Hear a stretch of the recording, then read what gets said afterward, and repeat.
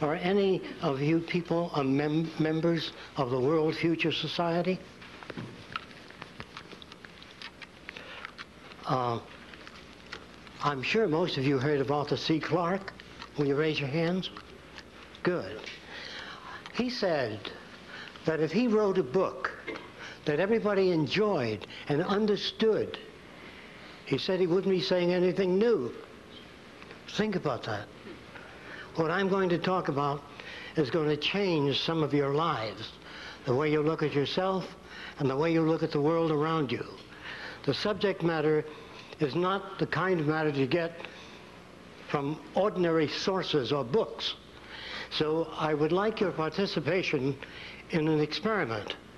And some of you might be able to tell what it is that I draw on the board before I finish. And if you know what it is, interrupt, say, I got it. So I'm going to start. Can all of you see the board? I don't think I can make it with this.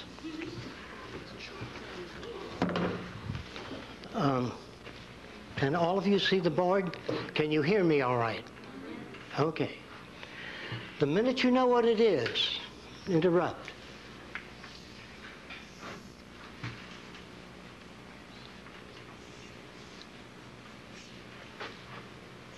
Sinking ship, the Titanic. What is it? Titanic. Okay, great. Now, if he didn't call that, remember there's no ship there at all. There was enough bits for his associative memory to put that together. Now, you know that's not a ship. Now, what is this? Some of you older people might guess this. An alarm clock. Who did that? You are amazing.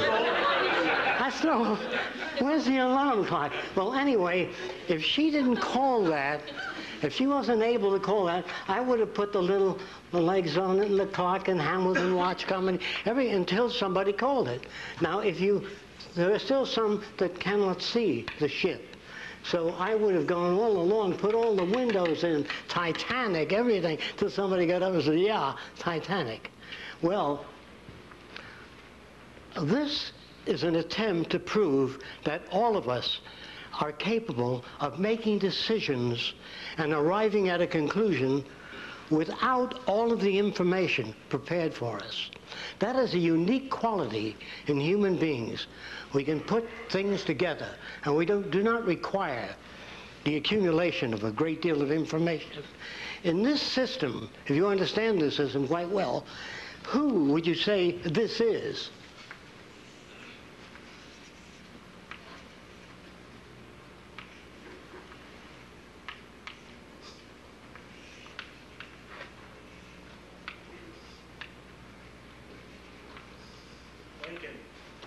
Who said that? Who said that? Lincoln.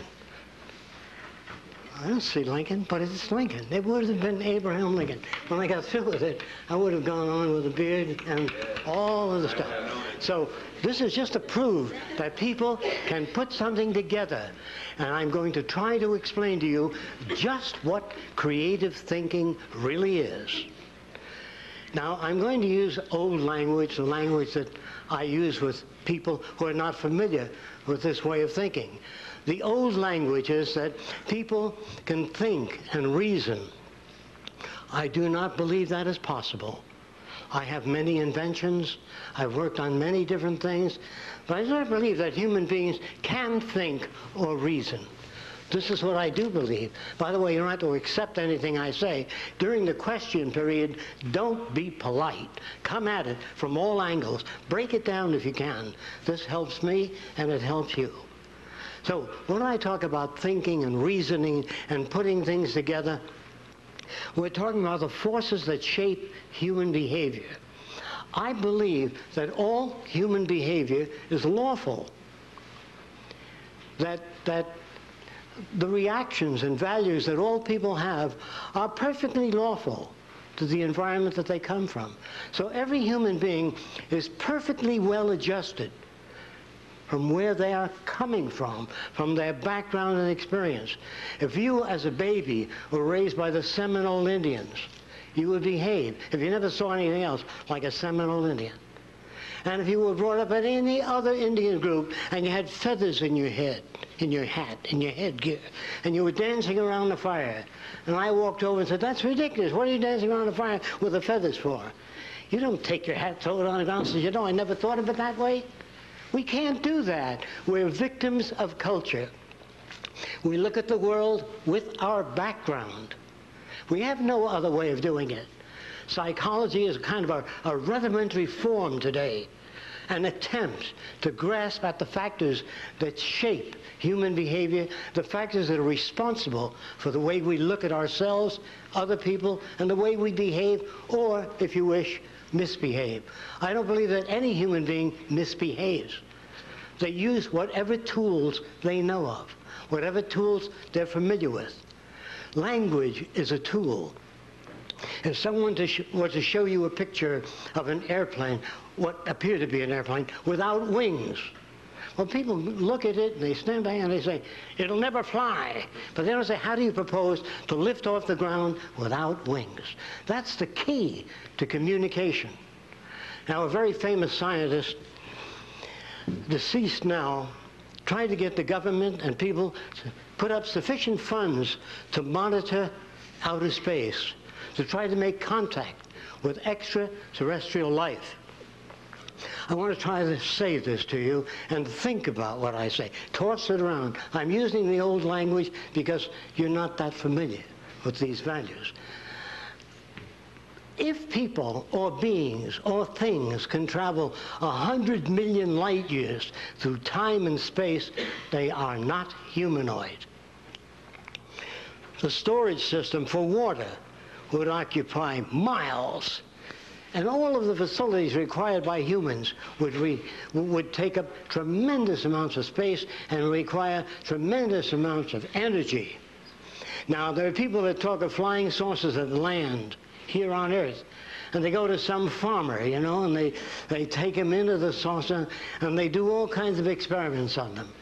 Now, first of all, people do not travel hundreds of millions of light years to pick up some farmer and ask him what kind of suspenders he wears. Carl Sagan wanted to communicate with extraterrestrials. He hoped that they, in turn, would communicate with us.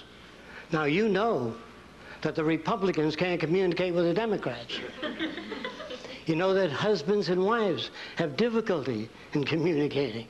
Children and parents have difficulty because the language we use was designed a long time ago. And it is inherently difficult to get ideas across in the language that we use today. However, when engineers meet and talk, they speak a different language. One engineer might present a very thin cable and says, "This can support 5,000 tons. And the other engineer says, "What's its tensile strength?" And he's given that information. Then he puts it in a machine. I don't know whether you knew this. And he snaps it to make sure that it holds to that. When engineers design an airplane, well, we'll probably be chasing this around. They do all the calculations. This is a front view, a very rapid drawing of a front view of an airplane. They do all the rapid calculations, and they figure what that wing will be able to support. And after all their calculations, and after they're certain, they then pile sandbags on the wing. Did you know that? Until it breaks off to make damn sure that it does the job. Now, that does not exist in everyday language.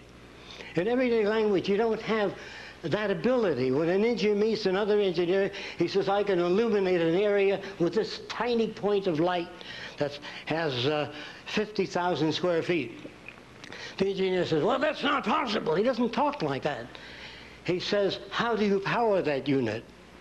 What kind of voltage does it take? How do you illuminate that spot?" They ask questions. The average person, "Yeah, nah, not in 1,000 years." That's been around for a long time. That is a language of war, of hatred, of bigotry, of prejudice, the inability to ask questions. And we've got to be very careful about that. And at one lecture I remember at Princeton, I was trying to say that human beings cannot think or reason. This is psychology department and sociology. Well, one of the individuals stood up, one of the staff, and he said, all right, where did the camera come from? There were no cameras at one time. Someone had to think about a camera. He just doesn't come out of the thin air. And after doing a lot of work, many years ago in ancient Egypt, or if you live out in the country, or have lived out in the country, if there was a hole in the barn wall, that is, a nut was knocked out, the cows on the outside appeared on the wall of the barn, upside down. And in Egypt, you went in this dome to see the upside-down world. There was a little hole here, and the daylight came in, and you saw people walking upside down on the wall. How many of you have experienced that kind of phenomena? That is essentially the box hole camera. A camera, the simple camera without a lens, is just a little hole in a box. And somebody said, well, how can I see that image? And they used a transparent membrane back here, and they could see the upside down head or a person or a cow. And they asked this question, if only I could retain that image. Well, that isn't the answer. That's just a question. I wonder how I could retain that image. So, years before that, the American Indians and other primitives have taken tapa cloth, or they'd weave natural materials into a kind of a fabric. And then they would take berry juices and dye it different colors. Sometimes a leaf would fall upon that surface, and after the sun dried it, they had an image of the leaf. So they began to use dyes from this background. That all human beings, to understand me better, the first human being that jumped off a precipice with wings, he died. And his brother-in-law wrote, next time, make the wings larger. No one starts out right away and solves a problem unless you have a tremendous background in many different areas. Well, the next guy that jumped off, he jumped off with the larger wings. And he flew a little, and then they went. And the old fisherman said, you got to brace them wings, like a boat, like a mast. They're not going to hold, so they braced it. And then they jumped off the precipice, this individual, and he flew, and he hit a tree. And he hurt his leg real badly. And his wife said, you know, John, a fish has a rudder. Good point. And they stuck the rudder on the airplane. No one ever sat down and invented a television set, an airplane, the electric light, wireless. None of that came about by men walking in deep concentration. And then through some ethereal substance, bingo, the idea is formulated. It doesn't work that way. It's hard work.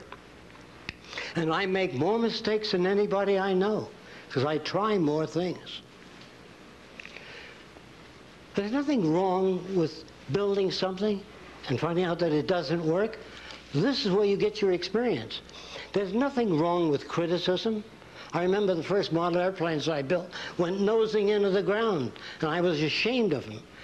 And a young engineer told me that my center of gravity had to be corrected. That is, move the wing forward.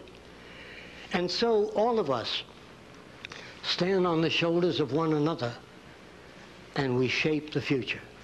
Another question that was asked, well, somebody had to invent the bow and arrow. Somebody had to think of it. It just didn't come out of nowhere. Well, I talked to many Indians, and after talking to many Indians, this is what I found out, that Indians used to skin animals, and this is a lousy drawing of the skin of an animal stretched out in the sun. When the Indians got back, the skin was half the size. It shrunk and became thicker. And they didn't like that at all. So they cut leather into strips, thin strips. And they took an existing frame and they tied that skin to the frame. Some of you may have seen this. With lace of leather all the way along, prevented from shrinking. But when they cut the strips of leather and put them out in the sun, they shrunk and became fat and short. And they were displeased with that. After many, many years, one Indian tied that strand of leather to a piece of wood, a stick. He split the top, tied a knot, and tied the leather to the stick. When he came back, hoping that it would dry and not shrink, the stick took this form. It was bent. He plucked at it and went, bong. Well, and after many years, somebody took another piece of wood, put it in, and pulled the string, and off it went. Well, if man can't think or reason, where did the movie camera come from? Somebody had to think of that. It doesn't exist out there. Well, here's where it came from. Many, many years ago, thousands of years ago, in China, they used to take a candle, and they'd take some bamboo paper at the time, and put it in front of the candle, and then they'd cut out a little figurine of a human being and put the candle behind it. And as the candle undulated, the little person would dance, and they'd play music. That was the beginning. How did that happen? Some guy had a candle and a piece of paper, and he just happened to be behind it, and his finger appeared to move on the screen. And so he extracted or built upon that phenomena. Then later, something interesting occurred. The Chinese used to take these tremendous scrolls and open them up. Well, they then later taped, or they wired, or they used gut and tied many pages together and built a kind of a pad. But in order to get to a particular page, the Oriental would mark the corner of the page so that they can find with a symbol. And as you flip through the pages fast, that little dot would jump all over the place. Well, years later, an individual drew various successive pictures of a bird in flight and put them down on the corner of the paper and flipped it. And the little bird wings began to move up and down. Well, a Frenchman saw that, and he took little pieces of cardboard and he put them in a circular pattern. I'm going to try to get it down as clear as I can quickly. And he put a crank up here that you turn, and the little pictures would go around the circle. And the Chinese had something like this also, and they had a bamboo interrupter that would just hold the picture for a few seconds, a second, less than a second. As you turned it, a man appeared to move across the screen. Well, a Frenchman machined that out of brass, did a beautiful job, and when you turned the crank, the person walked with smoother motions rather than these abrupt motions. Edison saw that unit that the Frenchman designed, and he turned it into this position. I guess I can't work with that microphone. Can you hear me back there? Okay. And what happened is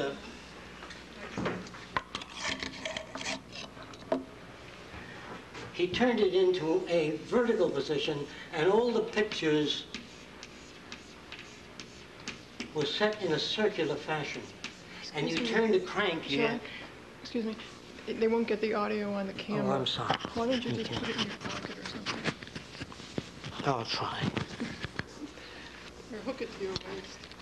Slip it in your pocket. Thanks. Roxanne is my associate. She works on all the buildings and all the things that we've developed in the Venus Project, which I'll talk to you about later. And Edison purchased this, put a magnifying glass in front of it, and you put a nickel in, and you turn the crank, and you saw people moving. A bunch of still photographs. It was a long, slow process. No individual invented the camera.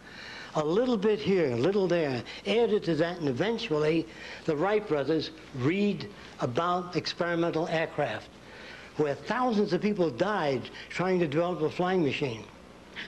And after picking up bits of this information, including man-carrying kites from China thousands of years ago, and they built the first flying machine. And they were called the father of flight. Again, there's no father of anything. You may take an idea so far, you add to it, and gradually it's built up. A genius is a person that has been exposed to many different systems, and therefore they can come up with a wide range of solutions. A man like Leonardo da Vinci, You think that he just evolved out of nothing? He spoke to people that were interested in mechanics in his time. They gathered and they shared ideas, but you only hear of Da Vinci. Unfortunately, guys like Nikola Tesla, Edison, all the great innovators of the past have been influenced by other people. And the mythical structures that we build around inventors, that they inherit special abilities, they are geniuses, or they're in tune with the infinite mind, and the ideas somehow filter in. Well, this is the kind of nonsense. It's the same story about, is there intelligent life out there? The real question is there intelligent life here? We don't think so, not yet. I'm serious, I'm not kidding. What is intelligence? Well,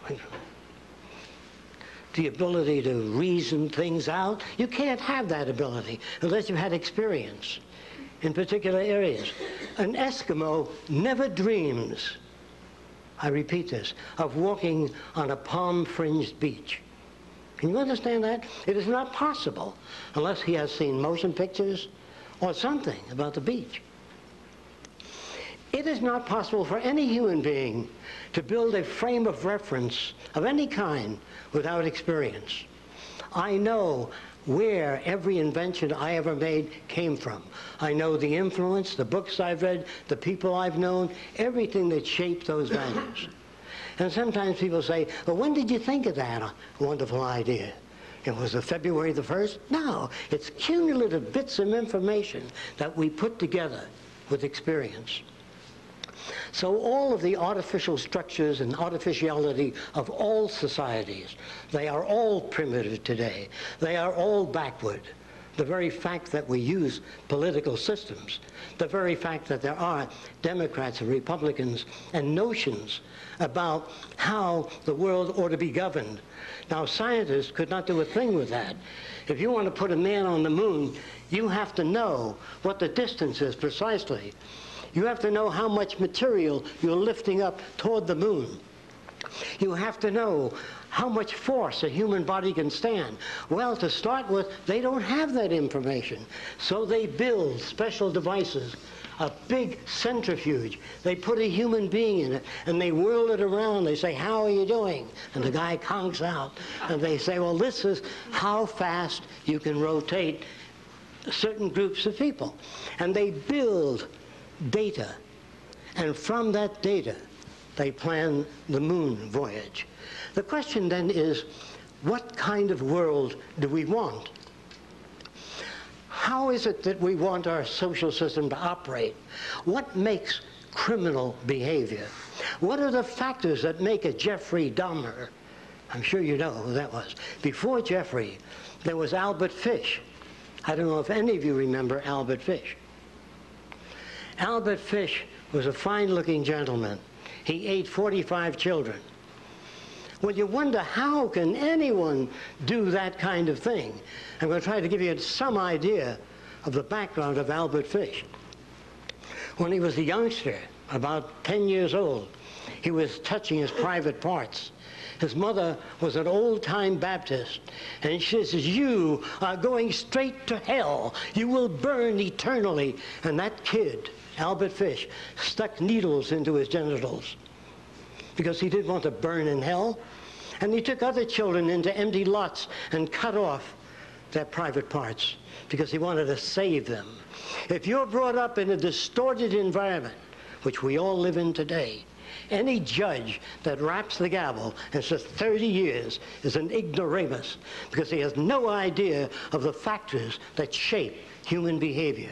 When you become aware, if you bring up a healthy boy with about 6 women, and one of the girls says, oh, did I see a gorgeous hat? That boy will pick up the same mannerisms, same facial expressions, and say, oh, I just love that hat.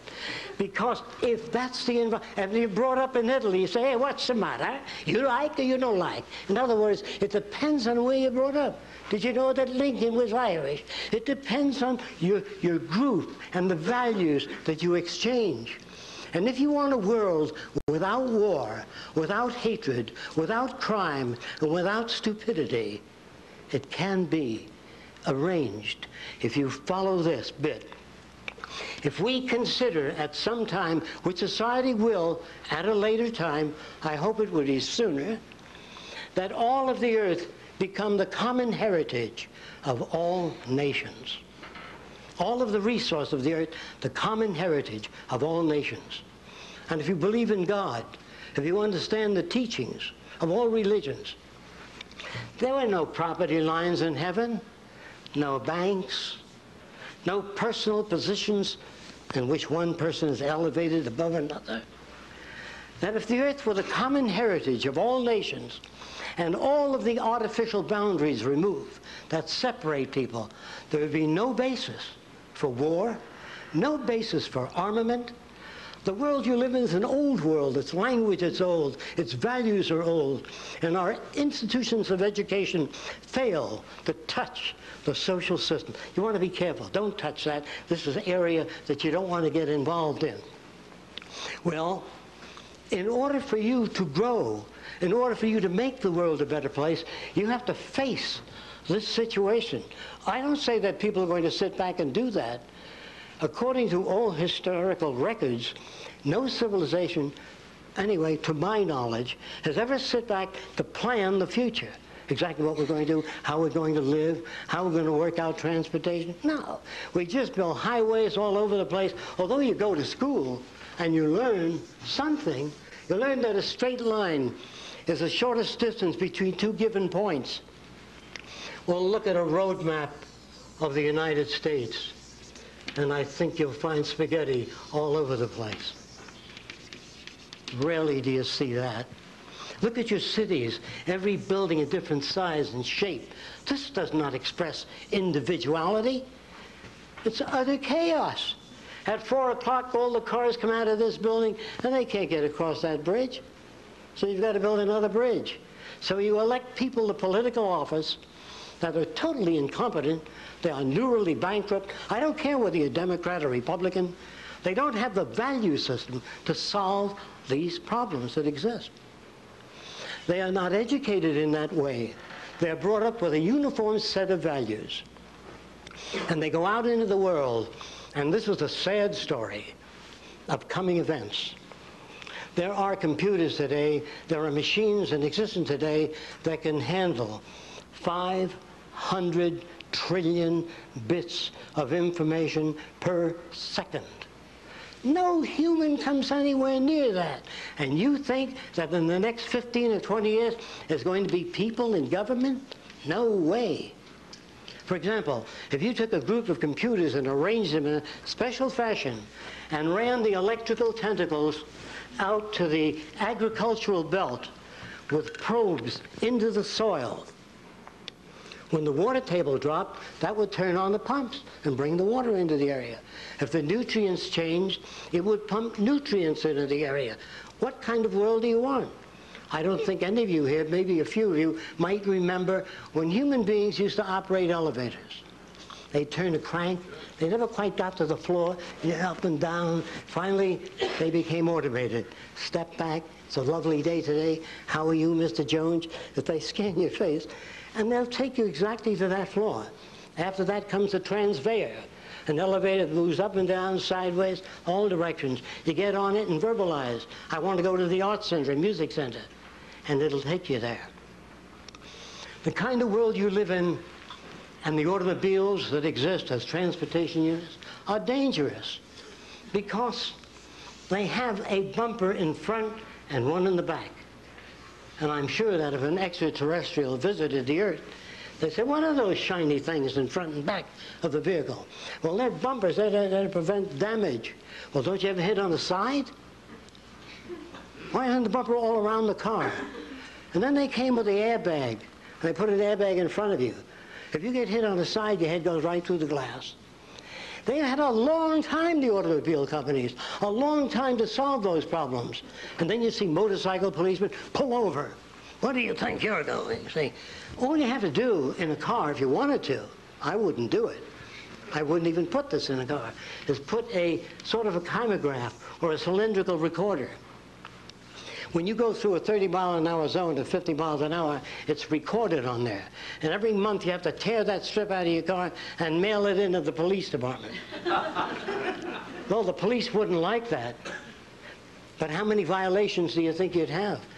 There are better ways than that. You just make a car intelligent. Now, here's what that means. How intelligent can a machine be? Well, if you took there's a little gadget called a pressure transducer. If you squeeze it, it generates electricity. So let's put one in each tire. And let's say that you kick the front right tire. It goes to a recording that says, ouch, my front right tire. Now, of course, if you kick any tire, it'll verbalize. But if you kick it hard, it'll say, ouch, my front right tire.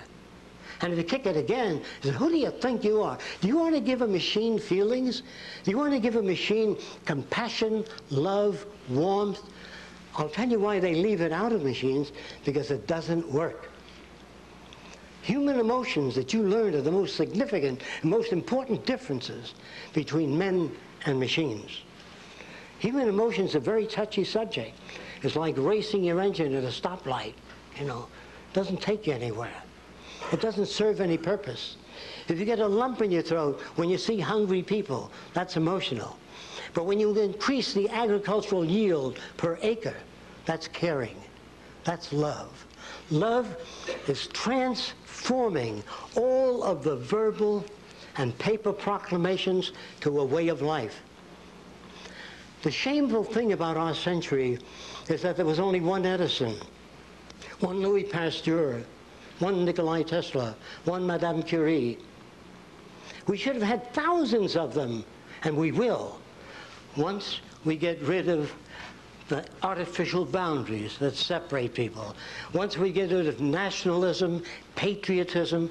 Again, I do not mean to offend anybody. All that I ask you to do is think about this, toss it around. This is what the Venus Project advocates. The Venus Project is a design for a culture in which we bridge the difference between all nations. How is that done? By a universal language, the blueprint.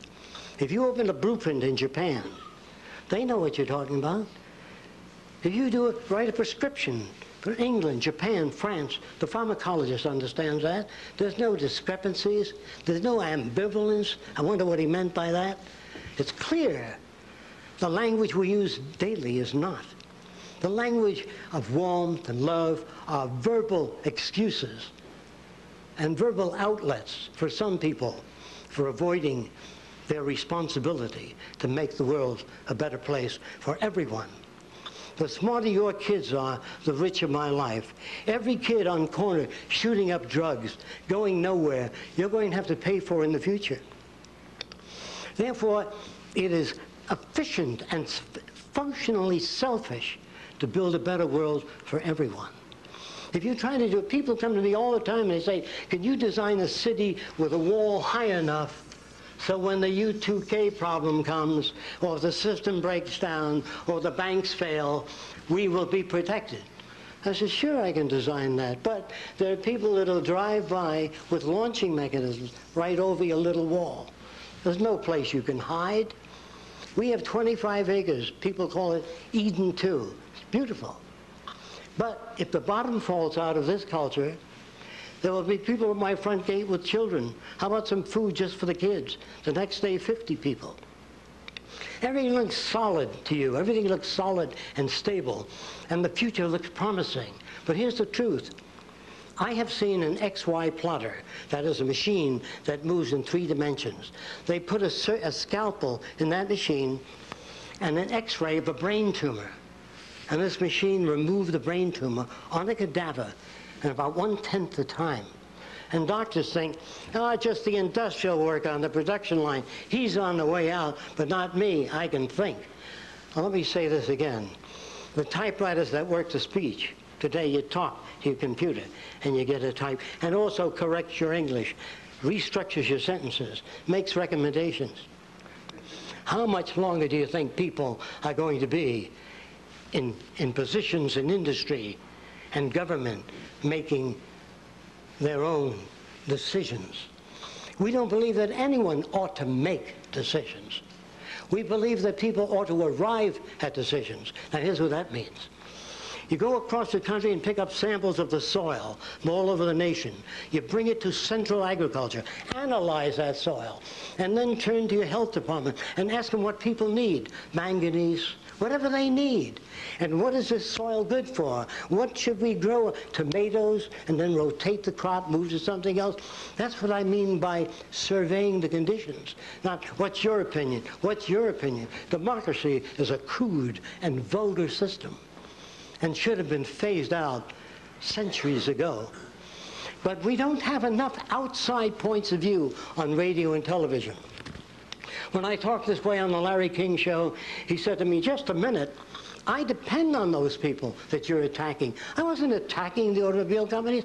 I just said that if you did that, it would be safer. If you put proximity units on automobiles, most of you have them in your home now. When you walk over the building, the light goes on. That's a proximity unit.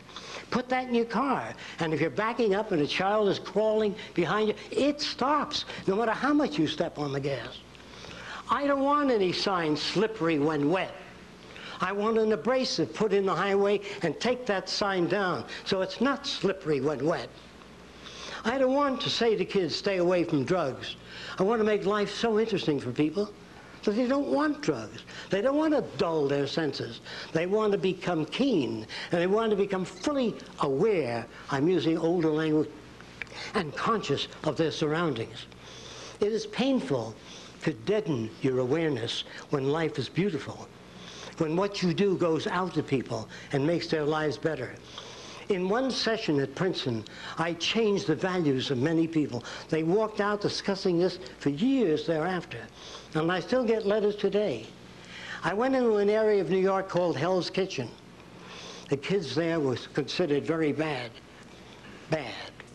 And the social worker used to wear a necktie and eyeglasses. And anyone who wore eyeglasses when I was a kid was a sissy.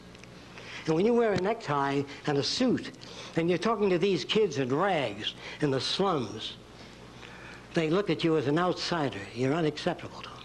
So I put a wire recorder out in the front office. And after the social worker talked to the young boy, by the way, they made guns out of water pipe. And he goes, how many of you knew that? They didn't go and buy guns, they made them. And the social worker picked the gun out and he said, you're going to take someone's eye out, wind up in a state penitentiary, hurt your mother and father. You want to do that? Well, the kid says nothing at all. Then when the kid walks out, I make a wire recording of the way he talks to his friend. Hey, he's a jerk, the guy up front, the social worker. Then I walk over to the social worker. How'd you make out with Johnny? I had a good talk with the boy. I believe we established rapport. How do you know that? He says, I felt it intuitively. Then I play the tape. By the way, it was a wire recorder. I play the tape of the kid's answers. And he says, I'm grateful so-and-so. I said, no, just say, I don't know how to get to Johnny. I know how to get to Billy. I've tried 8 different methods. None of them worked. So I said, watch what I do next week. I walked in the office, picked up the gun. I said, I understand you made this gun. He said, I told the guy I made it last week. This is in New York City. I used to make recordings of this. I wanted to use it in a film later. And I picked up the gun, I'm looking at it, and I'm shaking my head. He said, what's the matter with it? I said, come here. The damn pin is 1/8 of an inch off center. He says, yeah. And I said, if you put a couple of washers on the side, you can move the pin right on center. He said, hey, do you work here? I said, what, with those jerks? Nah. Can I bring my friends over to meet you? That's people like him with similar values.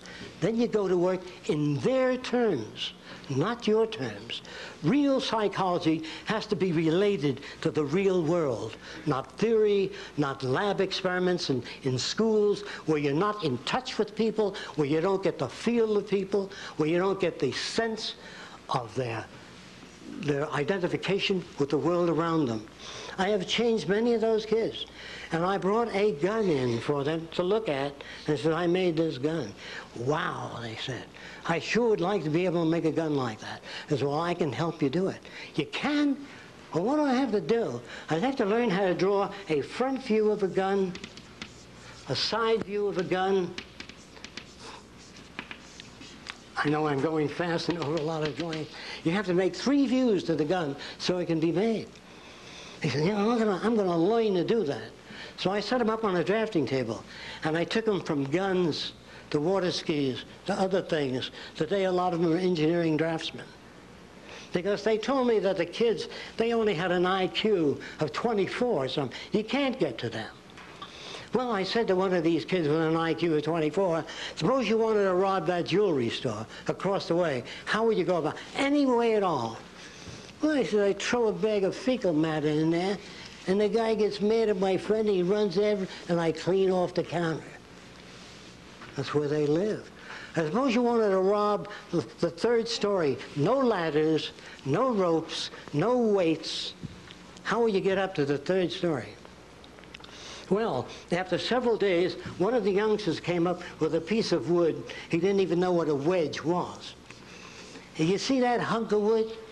I can stick in the bricks, and it gets tight no matter how far the bricks are, see, from one another. And I can climb up the god. He didn't use that language. He used much stronger language. I climb up the building and take whatever I want to take. That's how I do it. Well, how do you give people an IQ test that come from a different environment? How do you know what they sense?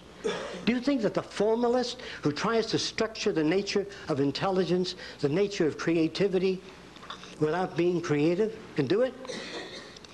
Well, in order to teach children how to become creative, I make a Martian out of rubber with eyes on tentacles and a pointed rear end. And they look at it and they say, nah. And I say to them, what good are 3 eyes or 4 eyes on tentacles? Eventually, when you look at the back, the front, the side, the top at the same time. And what if the guy had 6 arms? Well, he can shave, read a book, eat a donut, and drink coffee. Instead of, as we're brought up. If you met a Martian, they had an opening on the ear. So, what's that? Notice the attitude? What is that? Well, if we eat anything that's bad for us, it's ejected right away. Not in your system. It goes through your whole system. So you're taught in medical school how wonderful the human body is. How wonderful it is. This isn't true at all. That you're indoctrinated to a set of values that are unreal. And in order for me to get these ideas out there, it's extremely difficult because we need films, we need equipment in order to do that. What the Venus Project has to offer is a way of life without ambiguity, a language that has a much more precise form of communication, to change the relationship between people, where the male and female are not given separate roles. Where the female can say, I want to be a biochemist or a physicist, and she goes that way. When you hand a girl a doll, you're placing a set. You're beginning to manipulate the people. Everybody's afraid of controlling human behavior. You're always controlling behavior. When you pick up your little girl and say, don't play with that little Lutheran boy across the way, see, and you put him down again, or don't talk to that little Catholic girl across the way. Well, you're always indoctrinating children. Who loves you more than anything in the world? The candy store man. No, your mommy and your daddy. See, indoctrination continuously. And then all of us together sing, we are free. Let's go. We are free. So beware. Whenever you hear of freedom and all that sort of thing, watch out. Because a real free society, the closest I've ever come to it was in Polynesia. I lived in the South Pacific Islands for a while, and the natives gave me bananas and coconuts, all that. They were very generous, and they had no word for work. Would you believe that? They went fishing all day, they played, they had luau's. And they said, Jacque, you know, what you want? And I said, well, I would like an outrigger canoe. And they built one for me.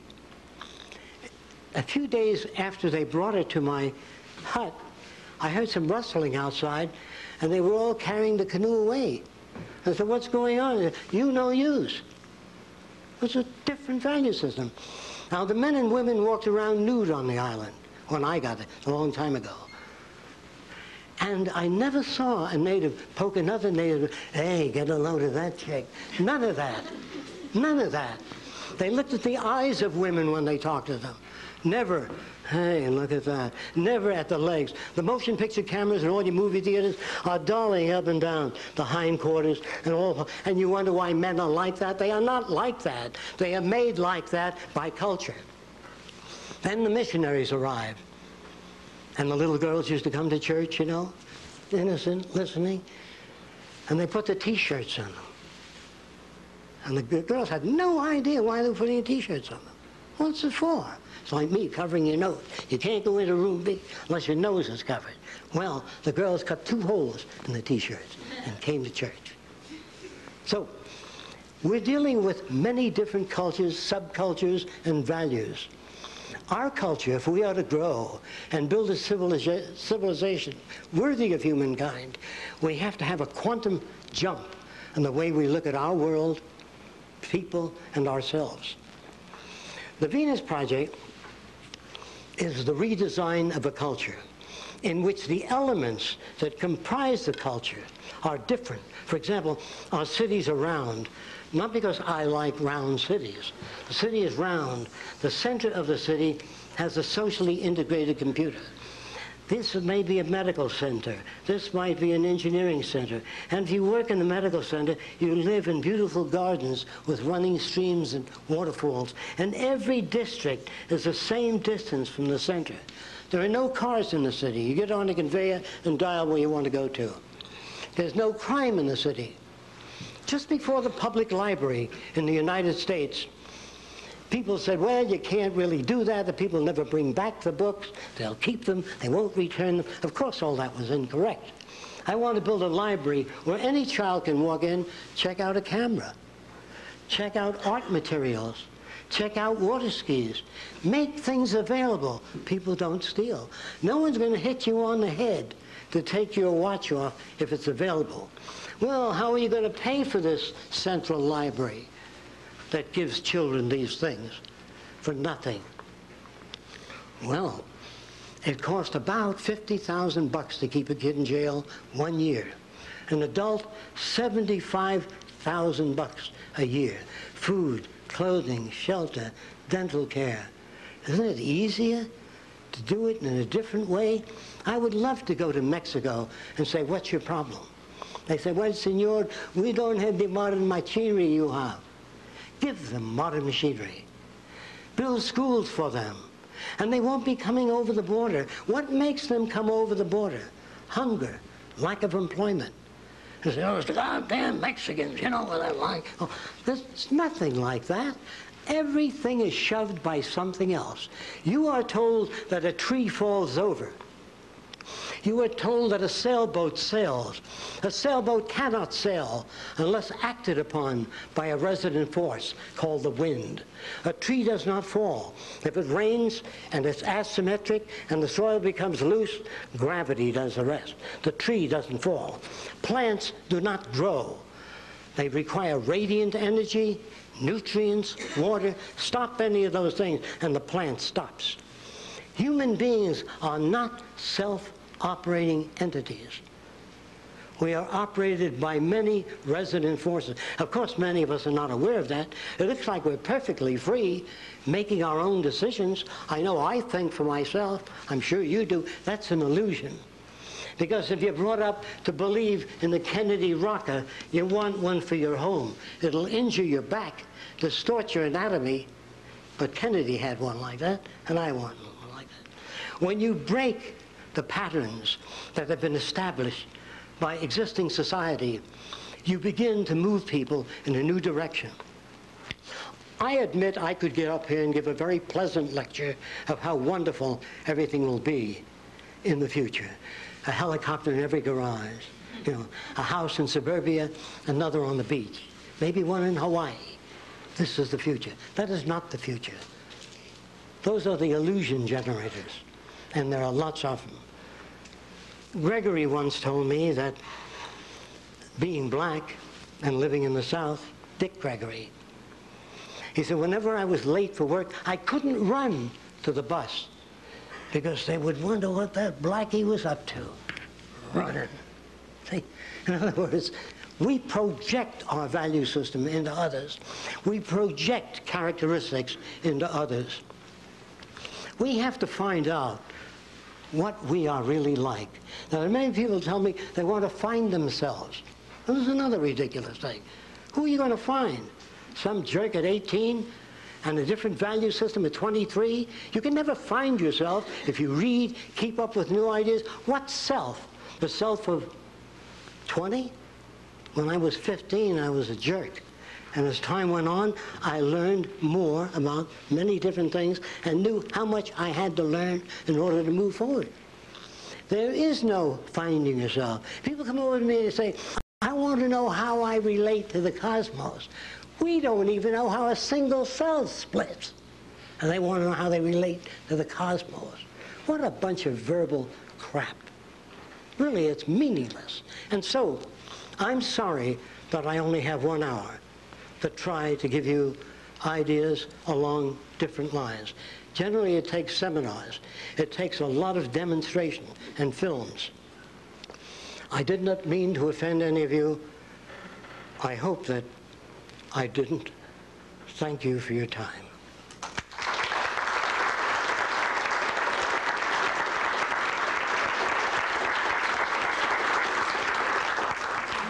I'm sure the audience has some questions. Fire away. Yes. I teach middle school kids. What do you see? I'm a little hard of hearing. I'm sorry about that.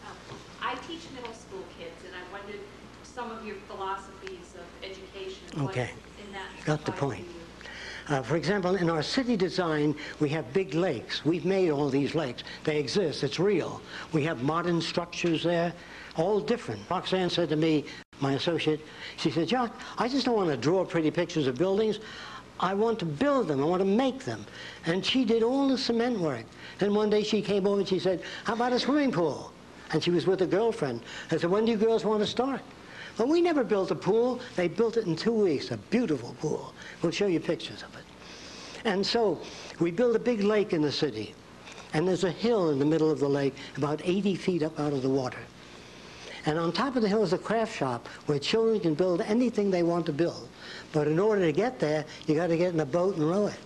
Instead of lining them up and say, come on, everybody together, forward, backward now. Arrange the environment so you have to row to get to the hill. You have to climb the hill to get to the craft shop. And an automobile or anything you build will not go together unless 4 children pick up the car and the others put the wheels on. Instead of saying, I want you people to work together and cooperate and stop fighting, arrange things so that it works that way. That's what nature does.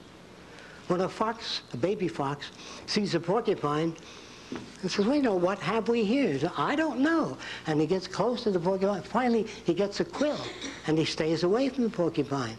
But if you raise your children and try to avoid experiences that had hurt you, and you buy them every toy that they want, you produce a blob of jello.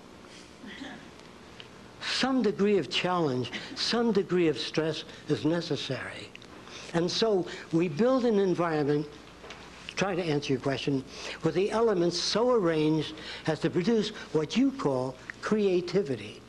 Can I give you one more bit on that? All right. Is there anyone else interested in creativity in children? You raise your hands? Okay. What we do is I ask a child to make a drawing. Anything they want to draw, and this is what they usually do. Can everybody see the blackboard? Well, I'll draw it up here. They draw something like this. I'm talking about 4- and 5-year-olds. And then they draw something like this. And then most of them do something like this. I'm sure you've all seen those drawings. In fact, I'm sure many of you draw that way today. Yeah. And so the teacher gives them some crayon, and they color it, and she hangs it up. This is little Billy's drawing. But when she tells Billy that this is the way we spell cat, and Billy says, I see, and he comes back with something like this. Can you see that? The teacher says, that's wrong. That isn't wrong. Most of it is appropriate. It's just this that we change. So I say very close. We just substitute this with something like this. Then the child comes back again with something like this. I say, much closer, much better. Only we turn this around so you can put the A inside of it.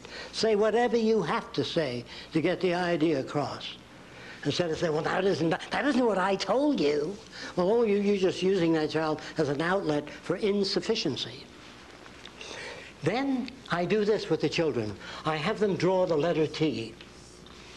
And I say, which one of these look like a peach pit? The child generally picks this. I say, those of you back there, I'm sure you can't see that, and the blackboard is fully cluttered, and I don't have, here, I'll try to clear an area where most of you can see. The child draws the letter T, and he draws a peach pit in the middle. Then he draws one peach pit here and one there, and he takes out the middle peach pit. Then I say, what is this? They say, that's a bunch of birdies flying. I said, good. You move down a peach pit and a half and draw the letter V upside down. And the child draws the letter V upside down. Then he draws a birdie under the V, one peach pit down, like this. And then he joins another birdie to that and a half round beneath that and one peach pit above. He does this. And then I say to the child, what is this? That's a heart. I said, good. Half a heart from the top of the eyebrow to the bottom of the nose. And they move from that offensive drawing made by the child to this in less than a half hour. And I'm talking about 5- and 6-year-olds moving into this realm, drawing sports cars, turning them around. And we give them crayon and chalk because we want them to bring out their artistic ability. You can't bring out anything if there's no basis or structure for it. If you sit in the woods and meditate on your navel for 3 years, you'll have a tremendously clear picture of the navel and nothing more. So you have to work to get information. You have to arrange things so that it generates what you call creativity. Now, a psychologist in one session said that, well, I know 2 children that came from the same environment, and if environment is everything, one turned out to be a gangster, the other a minister. If environment is everything, how do you get those differences? The minute you pick up one child and start playing with it, and the other stands there with that lip out, you're making jealousy and envy. There's no such thing as the same environment. So when I pick up my little girl, I pick up my older little boy. You never work with one child. Why can't you keep your area clean? Your brother does all the time. You leave all your things around. Well, when he trips and falls down the stairs, his brother smiles, an inhibited smile, of course, but he does smile. So we build these artificialities in the world we live in today. We've got to interfere and change things. Those of you that would like to know more about the Venus Project, we have a video, a tape, and a book introducing the basic conceptual layout of what it's about. Any other questions? I can't go into more detail. Yes? I find your views about the future interesting, but how do you account for human nature? How do I account for what? Human nature. Human nature. Human nature is the way people have found other people to behave over many long years. They appear to manifest greed, jealousy, envy, even animals. If you take a cat and put it on your lap in the presence of the dog may growl. And a psychologist, that's what I mean by the nature of the beast. So I said, come on down to my lab in about a week. So I picked up my cat, put it on my lap, and the dog's tail starts wagging. Because you reinforce the dog before you pick up the cat and put it. The cat is a threat to the dog's security. The dog wants you to pet it, not the cat. So You give the dog these ambivalent feelings. But you can have 15 kids in the room without jealousy, without envy. It is not human nature. It's human behavior that's shaped by culture. Like I said, if you were brought up in China years ago, you'd walk with your hands in your sleeves and shuffle and wear a long pigtail. And say, well, that's human nature. That's not. That's the influence of environment on your behavior. Dancing is the same thing. Dances change over a period of time. Music changes over time. So there is really no human nature. Think about it. Toss it around. There is varying degrees of human behavior. If we wish to understand the factors that generate our value system, that generate the way we look at the world, we have to go back in time and study these things. I'm sorry again, I can't go into much more detail, just a general overview of the Venus Project. Yes? You mentioned a universal language. Are you speaking about something like Esperanto? No, that wouldn't do. Or interlingua? Yes. No, that wouldn't do. The language has to have a physical reference. In other words, that means that, suppose we took some tungsten and hit it with high-pitched sound, and bouncing off that tungsten, a pattern occurred on a screen that looked like that. Now, this was the nickel, and this is the iron, and we learned how to chart that pattern. When you wrote tungsten, you do this in the future. So it's always like chemistry, like a pharmacologist reads a prescription, assuming the doctor's handwriting is good. Looks at that prescription, and it turns out the same product. We don't want individuality in that area. We want uniformity. Is there a place for individuality? You know, in the next few years, the word individuality will go the way all the other crude and vulgar terms went. Individuality, when you buy a Mercedes, if you can afford it, and you turn the key, you want it to start, not sometimes, all the time. And when you turn, you want it to turn. And when you put the brakes on, you want it to stop. So it's called quality control. Variations in human behavior, which we call individuality today, is poor quality control.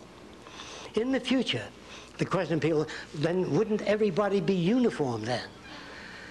Well, the question of uniformity is essentially this. They will uniformly like anyone they meet, uniformly share ideas and resources, uniformly share knowledge with everyone else, and uniformly courteous to everyone else. That's the only kind of uniformity. As far as the accumulation of wealth, property, and power, this will be considered part of the age of the Bulgarians. To us, this is all normal. This is a thing to do, to become successful.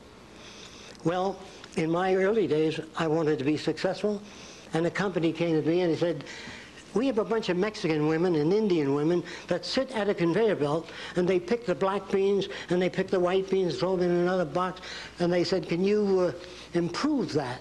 I said, how far do you want to go? How many beans can you deliver? So what I did in the early days is I built a big bicycle wheel with hollow spokes that turned like an airplane propeller into a vat of beans, sucking up one bean to each vacuum tube. And then there was a photoelectric cell here. If the bean was black, it tripped it with a wire. And as you sit and watch, those beans went up like this in the big vat.